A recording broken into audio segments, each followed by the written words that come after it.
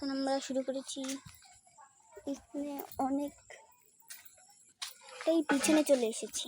এখন এখানে কি যেন একটা কল বের উঠলো। এই পিছনে কল আছে, এখানে অনেক কি আছে, এটা অনেক পুরনো একটা জায়গা। সে বিল্ডিংটার পিছনে এলাম। আরে এটা কি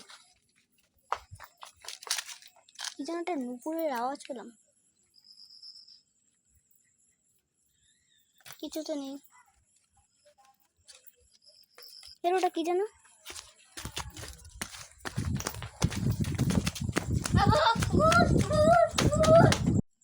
আমরা এই ভিডিওটা অনেক কষ্ট করে বানিয়েছি। আপনারা লাইক সাবস্ক্রাইব করে দিন।